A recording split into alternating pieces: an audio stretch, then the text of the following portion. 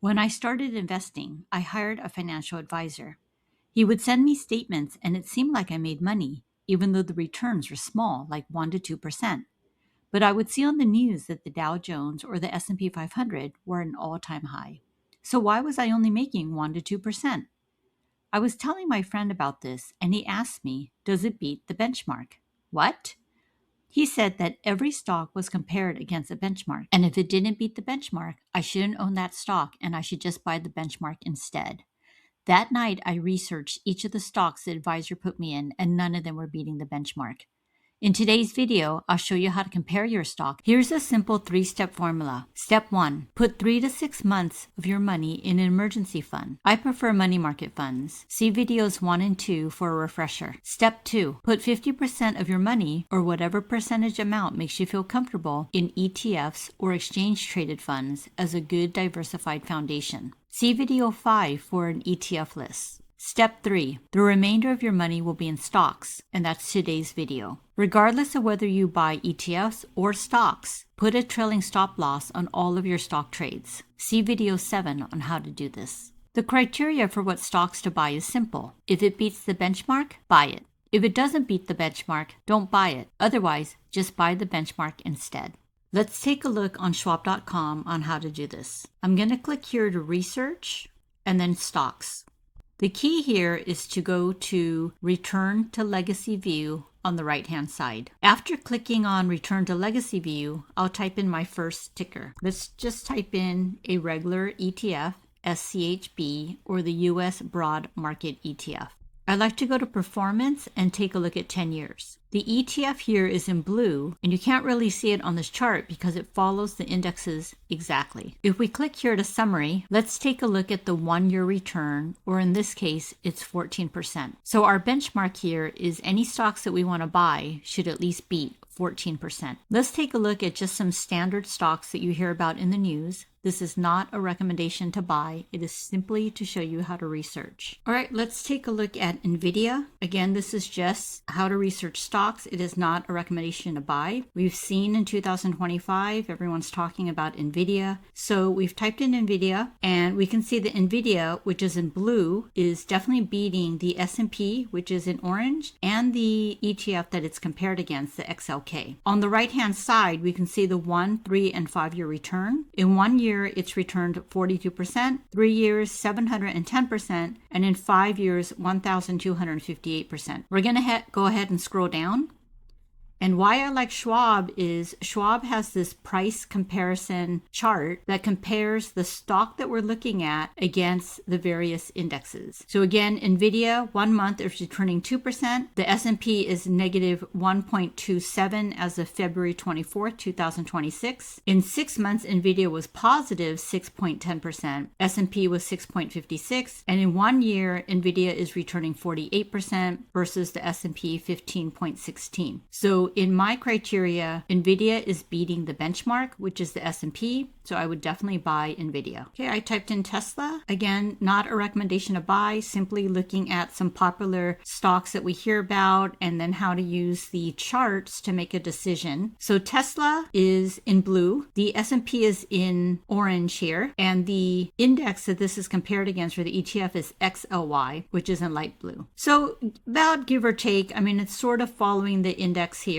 The returns on Tesla 1 year is 18, 3 years 97, and 5 years 71%. But let's just do a sanity check, scroll down, and then take a look at the chart at the bottom. Again, I found that only Schwab has this. So scrolling down, we'll look at the price comparison chart for Tesla. So Tesla in 1 month is negative 499 versus the S&P is negative 1.27. So Tesla has definitely lost more than the S&P. However, in 6 months, Tesla has returned 16% versus the S&P at positive 6. And in 1 year, Tesla has returned 23% versus the S&P at 15. So this is where you can look at charts, use your judgment, whether you're going to decide to buy Tesla or not. It's very close to the S&P. However, in the first month, it did lose more. So this is where you use your judgment and your criteria on whether you think you should buy this stock or not. All right, let's take a look at one more stock. So we looked at a definite, what I call winner, where it was definitely beating the S&P. We looked at Tesla, which was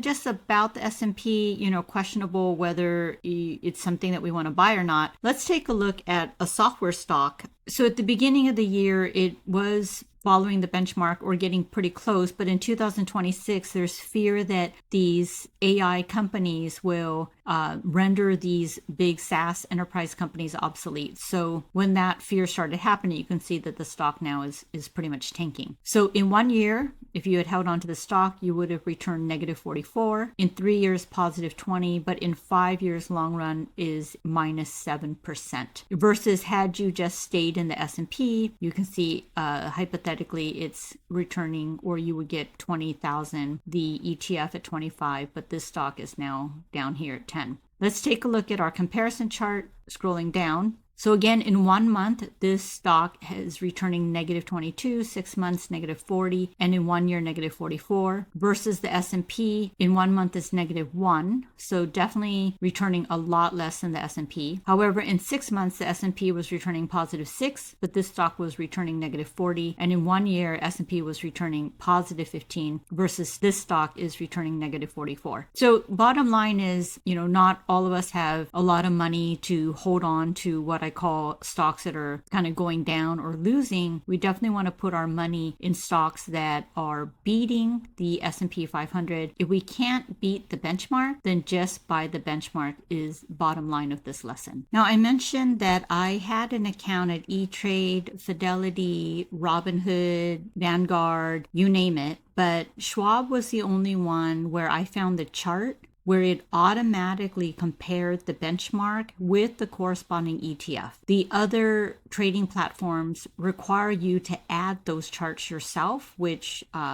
was not okay with me. Also, Schwab was the only one that had that comparison chart so that you can make a decision whether that stock has beaten the benchmark or not. And then you can decide whether you should buy that stock or you should just buy the benchmark. So Schwab was the only trading platform I found that for my criteria and strategy worked for me. Now, if you want to open a Schwab account, you can use my referral code. I get nothing from it. I don't get a bonus. I don't get anything, no commission, etc. But I've heard that if you use the referral code, then you might get a bonus. I'm not sure why it works that way, but it's up to you. The referral code is here if you want to use it. And if you have a trading platform that you like and it does show you the benchmark against the stock that you're researching, then please let me know. I haven't found a good one, but I'm always interested in other trading platforms if they're better or more useful, etc. Quick recap on this episode. 1, save your money in an emergency savings, 3 to 6 months or whatever works for you. 2, put 50% or whatever allocation you find is appropriate for you in ETFs as a good diversified foundation. And then 3, with your fund money or your extra money, put the rest of that amount into stocks and then make sure that it beats the benchmark. If it doesn't beat the benchmark, don't buy it. Just buy the benchmark instead. And for sure, in step 2 and 3, put in a trailing stop loss on all of your stock trades. If you're not sure what this is or you need a refresher, see video 7. And again, if it beats the benchmark, buy it. If it doesn't beat the benchmark, don't buy it. Just buy the benchmark instead. This will get you started in kickstarting my wealth today.